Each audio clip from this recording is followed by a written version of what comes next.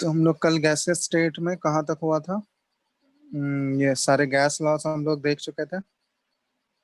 हो गया था ना complete.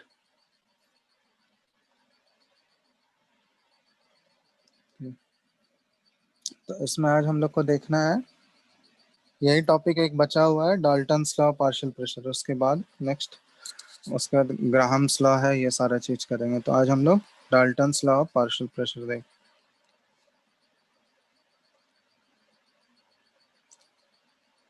Partial pressures.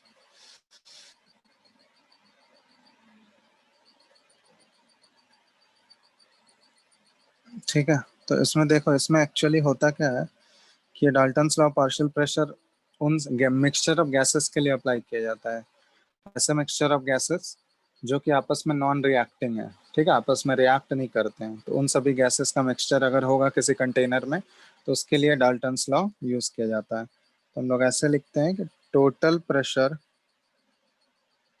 Of to और more non reactive gases will be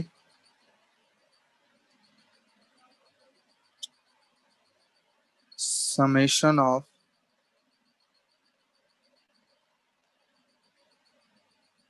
partial pressures of all the gases contained in it। ठीक है। तो दो या दो से ज्यादा अगर नॉन रिएक्टिंग गैसेस किसी कंटेनर में भरा हुआ है, तो उसका जो टोटल प्रेशर होगा, that will be summation of partial pressure of all the gases contained in it. ठीक है। जैसे मान लो ये कंटेनर है, ज्यूम कर रहे हैं, क्लोज कंटेनर है, इसमें मान लो तीन गैसेस भरे हुए हैं, ए प्लस बी प्लस सी, और ये तीनों आपस में नॉन रिएक्टिव गैसेस हैं। तो ये बोला कि टोटल प्रेशर जो भी होगा कंटेनर के अंदर, तो that will be equal to partial pressure of A plus partial pressure of B plus partial pressure of C. मतलब पार्शियल प्रेशर का मतलब क्या हुआ कि जो गैस ए के मॉलिक्यूल्स की वजह से जो प्रेशर लग रहा होगा वो पार्शियल प्रेशर हो गया ए का, बी का उसी तरह हो गया बी की वजह से जो लगेगा, और पार्शियल प्रेशर सी हो गया जो सी की वजह से लग रहा होगा, है ना। तो इसका अगर डेरिवेशन देखें तो डेरिवेशन हम लोग ऐसे कर सकते हैं। डेरिवेशन में एक्चुअली है क्या कि टोटल नंबर ऑफ मोल्स अगर तुमसे पूछा जाए, मतलब मान लो यहाँ एन का नंबर ऑफ मोल्स क्या होगा, कुछ ना कुछ मोल्स तो होगा ए का, उसी तरह बी का भी कुछ ना कुछ मोल्स होगा, और उसी तरह सी का भी। तो ये सारे क्या रिप्रेजेंट कर रहे हैं, मोल्स रिप्रेजेंट कर रहे हैं। तो अगर टोटल मोल्स तुमसे पूछा जाए तो टोटल मोल्स क्या हो जाएगा, N total that will be equal to number of moles of A plus number of moles of B plus number of moles of C. ठीक है। तो अब यहाँ पे आइडियल गैस इक्वेशन अगर अप्लाई करोगे हर एक गैसेस के लिए इंडिविजुअली, जैसे आइडियल गैस इक्वेशन क्या है, पीवी इक्वल टू एनआरटी है। और ये गैस, ये जो कंटेनर है, कंटेनर तो सारे गैसेस के लिए वॉल्यूम, मान लो वी वॉल्यूम का कंटेनर है, तो वॉल्यूम जो होगा सारे गैसेस के लिए वी ही होगा। और किसी टेम्परेचर टी पे ये मेजर किया जा रहा होगा, तो ये टेम्परेचर भी सारे गैसेस के लिए टी ही रहेगा, कांस्टेंट रहेगा। तो वॉल्यूम और टेम्परेचर यहाँ पे कांस्टेंट है। तो यहाँ पे नंबर ऑफ मोल्स हम लोग लिख सकते हैं, that will be equal to P V upon R T. तो यहाँ पे ए के लिए अगर अप्लाई करोगे, नंबर ऑफ मोल्स ए का अगर लोगे यहाँ पे, तो प्रेशर जो लेना होगा वो ए की वजह से प्रेशर लेना होगा। तो एन ए की जगह हम लोग क्या पुट कर सकते हैं, partial pressure of A into volume तो वी ही रहेगा, बाय आर इंटू टी तो सेम रहेगा, प्लस एन ऑफ बी की जगह क्या पुट कर सकते हैं, partial pressure of B into V by R T. उसी तरह एन ऑफ सी की जगह क्या पुट कर सकते हैं, partial pressure of C into V by R T, है ना। अब उसी तरह अगर टोटल के लिए अप्लाई करना है, एन टोटल, तो टोटल नंबर ऑफ मोल्स अगर लोगे तो प्रेशर भी हमको टोटल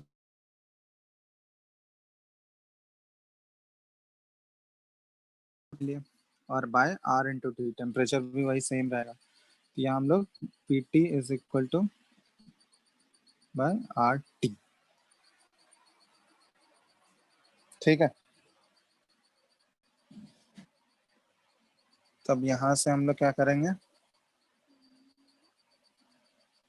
कॉमन क्या क्या आ गया, वी बाई आर टी सब में कॉमन आ गया, तो क्या बच जाएगा, वी बाई आर टी उधर भी कॉमन ले लो, यहाँ P T is equal into V by R T common हो गया, और यहाँ भी वी बाई आर टी सब में कॉमन निकल गया, इधर क्या बच गया, P A plus P B और प्लस पी सी। ठीक है, तो ये हो गया, यहाँ से वी बाई आर टी ये P A plus P B plus P C. ठीक है, तो यही है।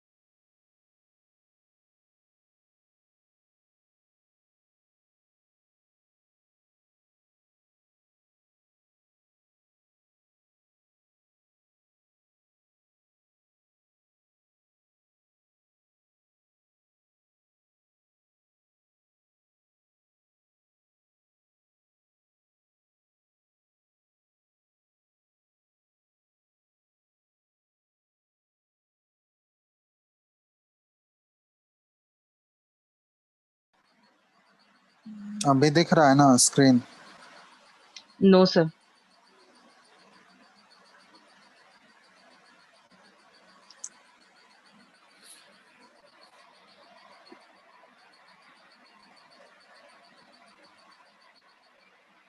सिंपल सा चाहिए, चलो चलो, दिख रहा है अभी?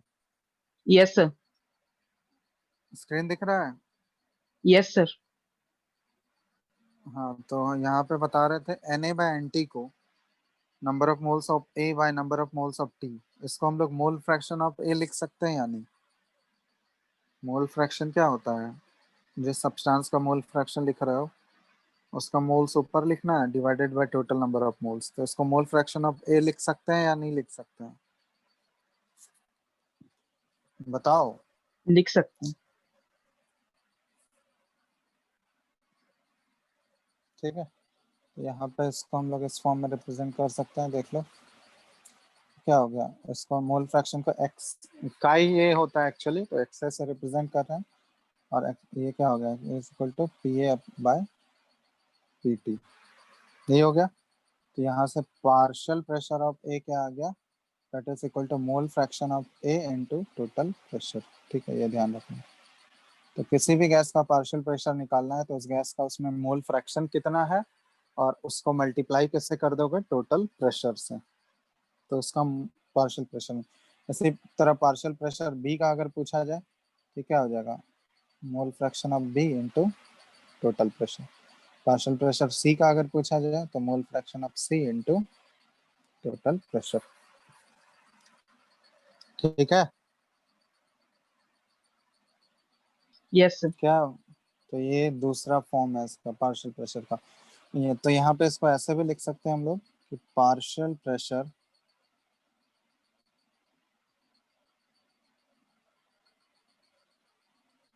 Of any gas in the non reacting mixture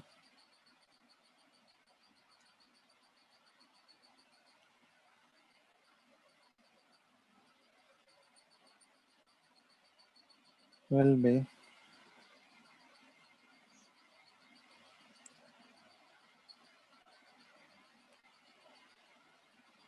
directly proportional to the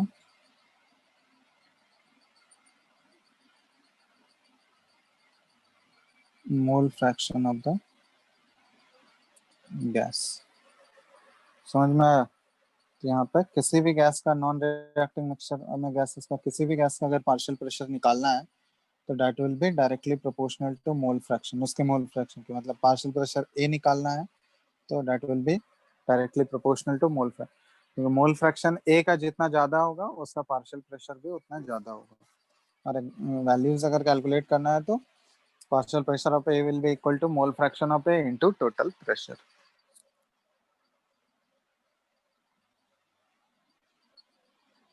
ठीक है, यस सर।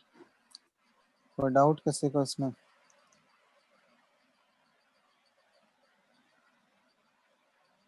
हम्म, No, sir.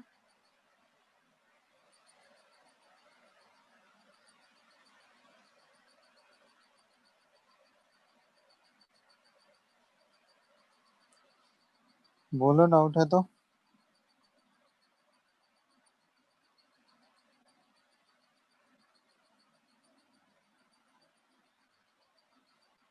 हेलो,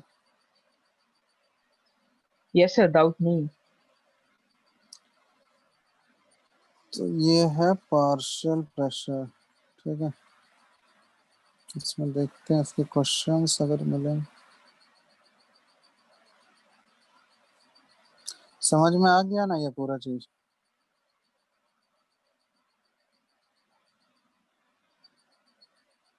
दो तीन क्वेश्चंस करा देते हैं इसके, ठीक है, क्योंकि नेक्स्ट क्लास से तुम लोग का बैच मर्ज हो जाएगा, ठीक है, क्योंकि वहां भी यहाँ तक हो चुका है उस क्लास में भी, उसके बाद तुम लोग का साथ में ही चलेगा।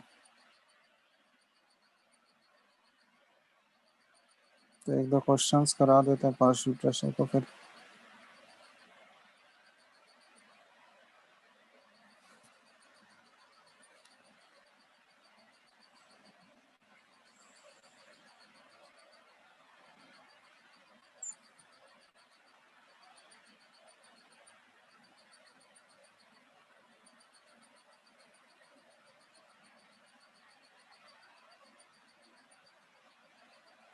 लिख लियो ये सारा।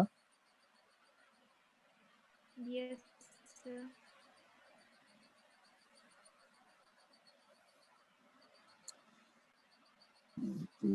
को सर एक क्वेश्चन पूछना था, वो आप बोले थे ना बना लेने के लिए, जहाँ तक पढ़ा है।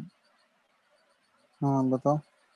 Sir, in at constant pressure what should be the percentage increase of the temperature in Kelvin for a 10% increase in volume? तो क्या दिक्कत है इसमें? कांस्टेंट टेम्परेचर पे पूछा गया ना। Yes sir. कांस्टेंट टेम्परेचर पे प्रेशर और सर वॉल्यूम में क्या रिलेशन? कांस्टेंट प्रेशर पे। कांस्टेंट प्रेशर पे क्या बोला गया? वॉल्यूम और टेम्परेचर के बीच का relation. Sir increase in temperature in Kelvin scale for 10% is increase in volume पूछ रहा है। हाँ, तो कांस्टेंट प्रेशर होता है तो volume directly proportional to temperature होगा Yes sir. At constant pressure. Yes sir. तो V1 को अगर तो यहाँ पे क्या आ जाएगा? V1 by T1 equal to constant होगा, मतलब V1 by T1 equal to V2 by T2, यही वाला इक्वेशन यूज करोगे ना। तो V1 Yes अगर sir. V1 अगर हम लोग V मान लें तो V2 कितना बोल रहा है? वॉल्यूम में कितना परसेंट इंक्रीज हुआ है? 10%। 10% इंक्रीज हुआ है, मतलब V प्लस 10% ऑफ V, यही हुआ होगा ना। नहीं तो सर, इंक्रीज इन टेम्परेचर है, इंक्रीज इन वॉल्यूम निकालना है। तो ठीक है, इंक्रीज इन वॉल्यूम निकालना है तो V1 V मान लेते हैं और V2 निकालना है हमको। और टेम्परेचर T1 कितना दिया हुआ है? T एज्यूम कर लेते हैं T1, और T2 कितना बोला गया है? 10% इंक्रीज। तो T प्लस 10% ऑफ T बन जाएगा सर। क्या बन जाएगा? तो यही काम पहले नहीं कर पा रहे थे खुद से? हम्म, मतलब इतना के लिए पूछे तुम, ये खुद से नहीं सोच सकते थे?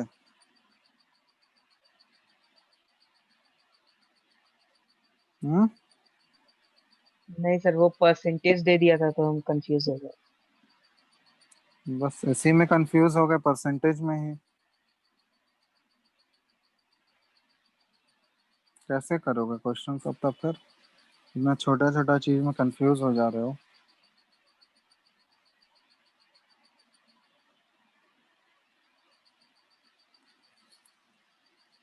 चलो एक क्वेश्चन लिखो तो। आवाज आ रहा है ना? Yes, sir. हाँ, क्वेश्चन है a mixture of hydrogen gas and oxygen gas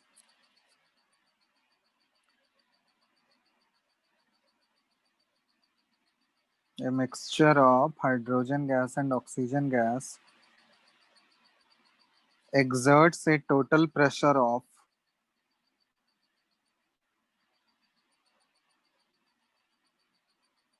1.5 atm on the walls of the container. Exerts a total pressure of 1.5 atm on the walls of its container.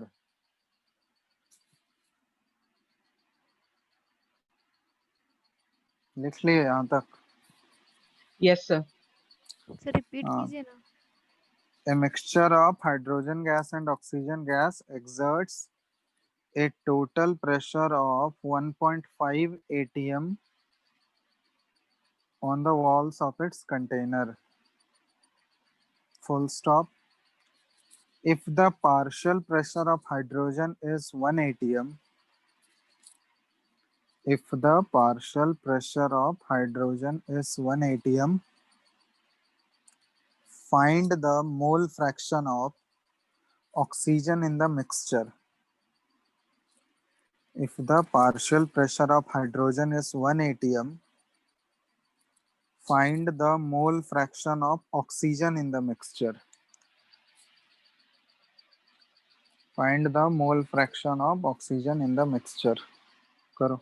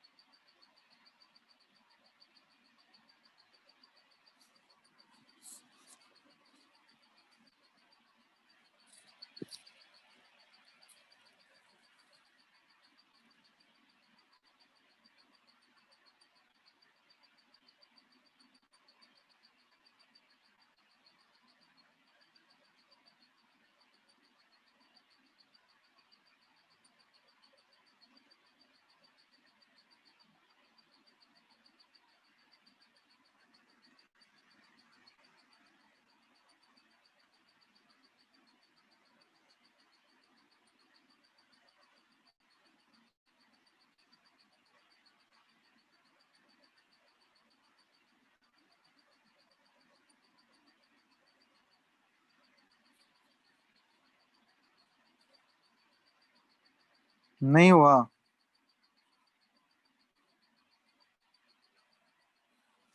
Hello hello.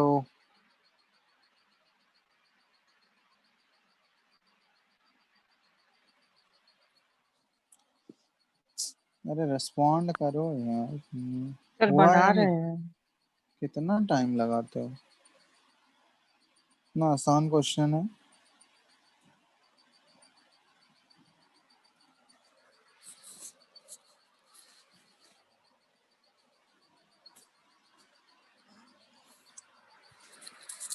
जो बताए हैं अभी उसको apply करो बस.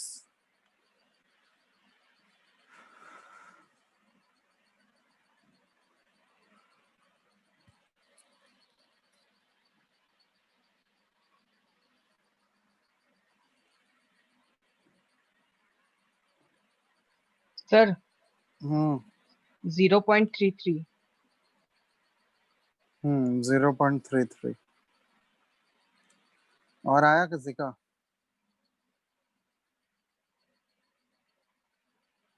हम्म क्या बताना है किसी को क्या, या हो गया सबका? बोलो हाँ या नहीं। Hello, Yes, sir. किसी को डाउट है इसमें? 0.33 है answer. Mole Yes, Yes, fraction sir. Of mole fraction oxygen का पूछा गया, 0.33। चलो, जिसका हो गया, सबका हो गया ना। Yes, sir. yes, sir. चलो, नेक्स्ट क्वेश्चन लिखो तो।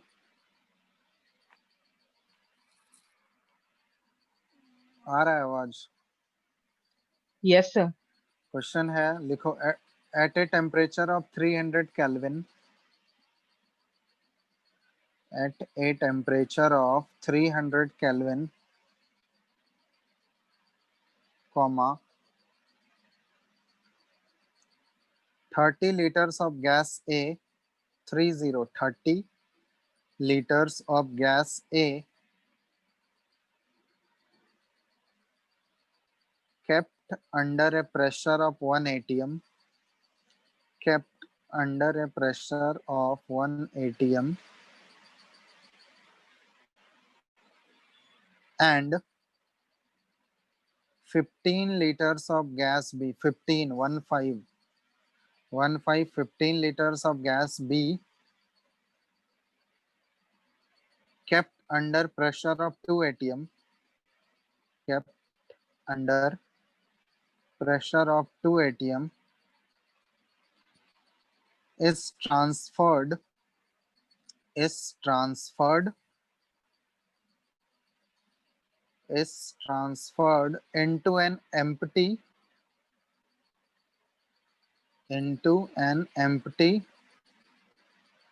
10-liter container, into an empty 10-liter container.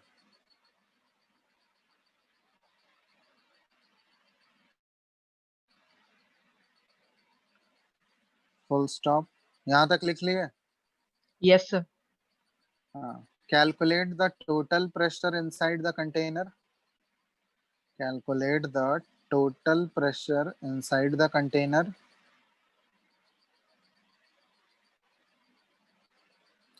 and calculate the total pressure inside the container and the partial pressure of gas A and gas B, and the partial pressure of gas A and gas B, partial pressure of gas A and gas B.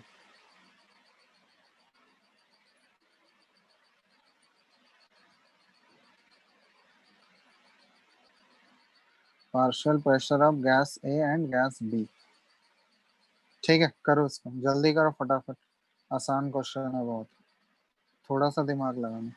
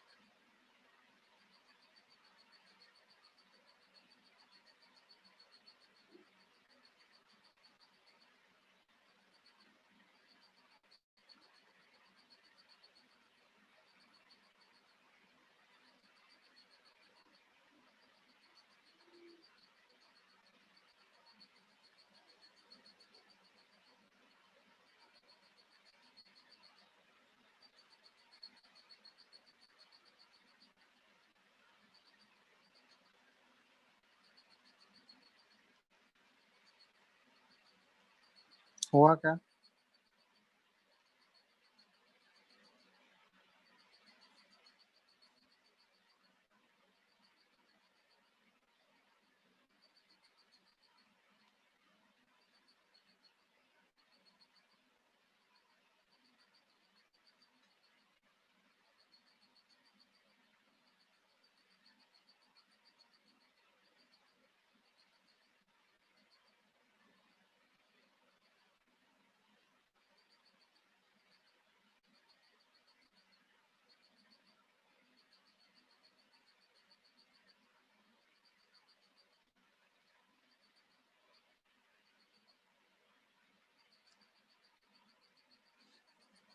थोड़ा सा calculation करना है। हो गया?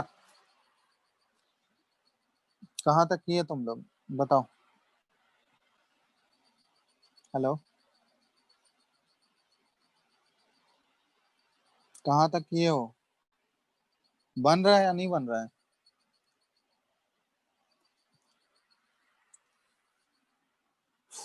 Hello, अरे reply करोगे?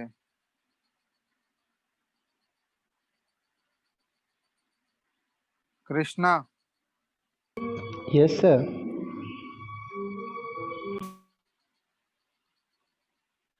तुम्हारा तो गाना चल रहा है, तुम क्या पढ़ोगे? नहीं सर, वो थोड़ा दूर में बज रहा है, इसी वजह से ऐसा हो रहा है। अच्छा, बन रहा है तुमसे क्वेश्चन? सर बन तो नहीं रहा है सर ये वाला, सर लेकिन ट्राई कर रहे हैं। देखो यहाँ पे रेस्पॉन्ड करो यार, नहीं तो पता नहीं चलता सुन रहे हो या नहीं कर रहे हो। पीवी इक्वल टू एनआरटी, ये आइडियल गैस इक्वेशन अप्लाई करना है। तो सबसे पहले तुमको ए के लिए दिया गया है, कैलकुलेशन तुम लोग खुद करना, ठीक है। और गैस ए, गैस ए का पहले मोल्स निकाल लोगे। एन ऑफ ए कैसे निकालोगे? पीवी बाय आरटी से। प्रेशर उसका दिया गया है, वॉल्यूम दिया गया है, आर का वैल्यू तुमको पता है, टेम्परेचर 300 केल्विन दोनों के लिए दिया गया है। कर लोगे ना ये? प्रेशर हाँ इसके लिए सर। 1 एटीएम है, वॉल्यूम 30 लीटर्स है, आर का वैल्यू 0.0821 होता है, और इनटू टेम्परेचर है 300 केल्विन। ये पुट कर लेना, ये कैलकुलेशन कर लेना यहाँ, ठीक है। आर को देखो, आर का नियरली 1/12 ले सकते हो, 0.08। मतलब कैलकुलेशन आसान करने के लिए आर का वैल्यू, ये 0.0821 वाले को नियरली हम लोग 1/12 एज्यूम कर सकते हैं कैलकुलेशन फास्ट करने के लिए, ठीक है। तो ये हो गया। उसी तरह गैस बी के लिए कर लोगे। For gas B, for gas B क्या आ जाएगा, number of moles of B क्या आ जाएगा, ये पीवी अपॉन आर टी। तो इसके लिए भी प्रेशर दिया गया है तुमको। प्रेशर कितना दिया गया है, 2 एटीएम, और वॉल्यूम है 15 लीटर, और बाय आर का वैल्यू वही 0.0821, और इसमें भी टेम्परेचर वही 300 केल्विन ही है ना। तो यहाँ से तुम्हारा एन बी आ जाएगा, एन ए और एन बी आ गया यहाँ से। अब इन दोनों गैस को एक 10 लीटर वाले कंटेनर में ट्रांसफर किया गया। तो 10 लीटर वाले कंटेनर में ट्रांसफर किया गया, ये मान लो 10 लीटर है इसका वॉल्यूम। तो इसमें total number of moles N total कितना हो जाएगा, N A plus N B, क्योंकि दोनों ऐड किया गया है ना इसमें। तो टोटल नंबर ऑफ मोल्स ये हो गया, वॉल्यूम है टोटल 10 लीटर है। तो यहाँ से टोटल प्रेशर निकाल सकते हो, ये क्या आ जाएगा, N total by R into T और बाय वी। एन टोटल यहाँ से जो आएगा N A plus N B, R का वैल्यू जो होता है 0.0821, और टेम्परेचर 300 केल्विन पे ही ये भी रखा गया है। तो यहाँ से 300 केल्विन पुट करेगा, और वॉल्यूम कितना है, 10 लीटर। तो यहाँ से टोटल प्रेशर तो तुम्हारा आ जाएगा इस फॉर्मूले से। टोटल प्रेशर ही निकालना था पहला, और दूसरा क्या करना है, सेकंड वाला पार्ट में क्या पूछा गया है बताओ।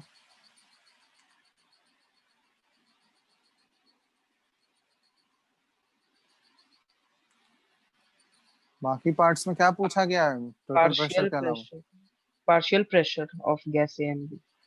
यहाँ तक समझ में आ गया ना टोटल प्रेशर कैसे निकालेंगे? Yes, sir.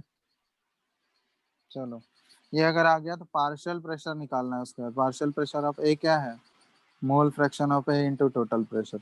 यहाँ से जो टोटल प्रेशर निकलेगा उसको उसके मोल फ्रैक्शन से मल्टीप्लाई कर दोगे। मोल फ्रैक्शन कहाँ से आएगा? मोल फ्रैक्शन का मतलब number of moles of A by total number of moles into P two.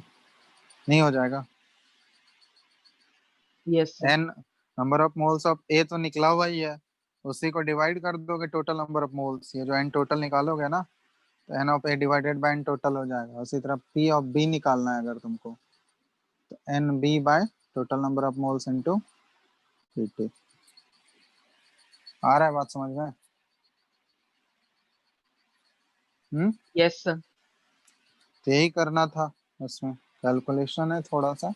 Are का देखो 0.081 को नियरली कैलकुलेशन थोड़ा सा फास्ट करने के लिए 1/12 यूज कर सकते हो। एग्जैक्टली बराबर नहीं होता है, मतलब अप्रोक्सीमेटली वो होता है।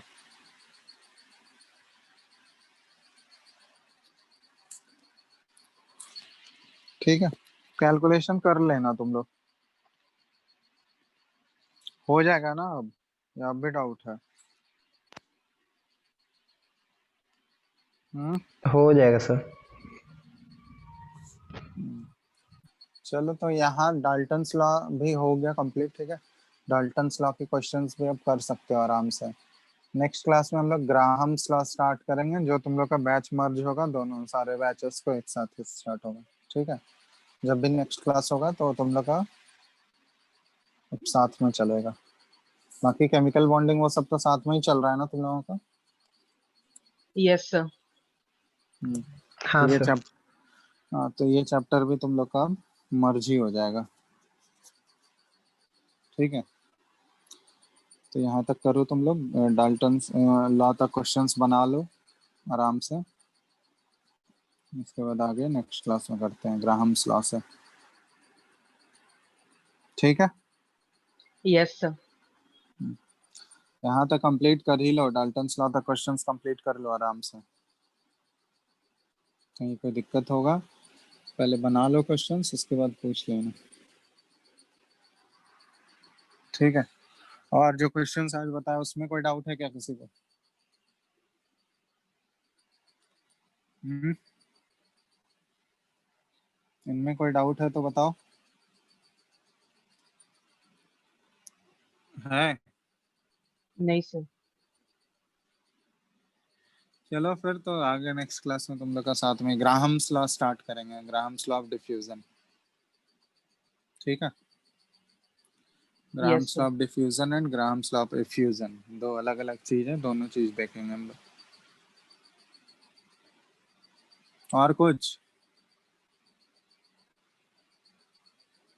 पूछना है किसी को? नहीं सर।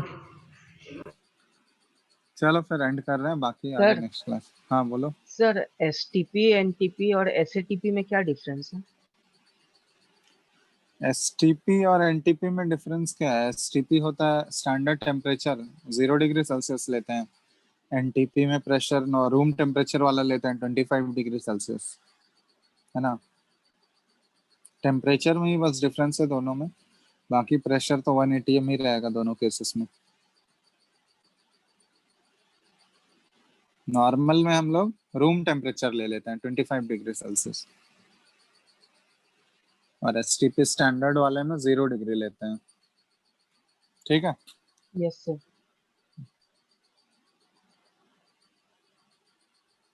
और कुछ? Sir, SATP भी होता है क्या? क्या बोल रहे हो? SATP? एसएटीपी क्या है? हाँ, कहाँ एसएटीपी सुन लिया? Sir, standard ambient temperature and pressure. वही वो एसटीपी को ही बोलते हैं।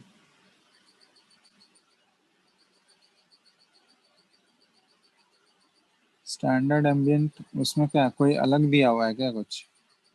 Sir, टेम्परेचर 25 डिग्री सेल्सियस और प्रेशर 1 बार लिया है। इसका क्वेश्चंस कहीं नहीं मिल रहा।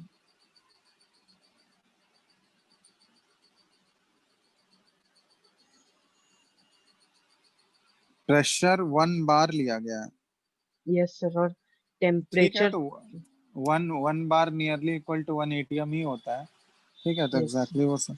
और टेम्परेचर रूम टेम्परेचर ले लेते हैं, उसमें एम्बियंट जो होता है ना, एस ए वाला, एम्बियंट वाले में रूम टेम्परेचर ले लोगे 25 डिग्री सेल्सियस, यस सर।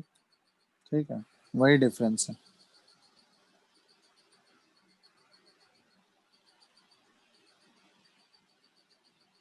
ठीक है,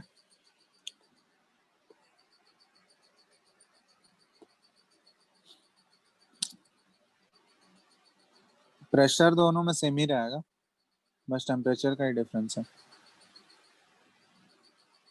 yes sir.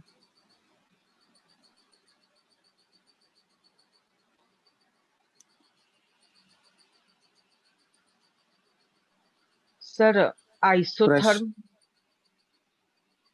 Pressure nearly same होगा, उसमें 1 एटीएम लेते हैं, 1 बार लेते हैं, तो 1 एटीएम और 1 बार में ये बताए थे एग्जैक्टली बराबर नहीं होता है, अप्रोक्सीमेटली हम लोग बराबर कह सकते हैं। हाँ, और क्या बोल रहा था? Sir isotherm. आइसोथर्म्स किसको बोलते हैं? जिसका जो कांस्टेंट टेम्परेचर पे जो ग्राफ्स प्लॉट होते हैं ना, उसको आइसोथर्म्स बोलते हैं। कांस्टेंट टेम्परेचर पे जो ग्राफ्स प्लॉट होंगे वो आइसोथर्म्स है। कांस्टेंट प्रेशर पे जो ग्राफ प्लॉट होगा वो आइसोबार है। कांस्टेंट वॉल्यूम पे जो ग्राफ्स प्लॉट होंगे वो आइसोकोर्स है, ठीक है, बहुत सारा चीज है। सर कांस्टेंट वॉल्यूम पे क्या बताएं? आइसोकोर वो सब थर्मोडायनेमिक्स में पढ़ोगे, थर्मोडायनेमिक्स में आइसोकोरिक प्रोसेस बोलते हैं उसको। तो जो ग्राफ्स कांस्टेंट वॉल्यूम पे प्लॉट होता है उसको आइसोकोर्स बोलते हैं। Iso CHORS, isochores. Yes sir.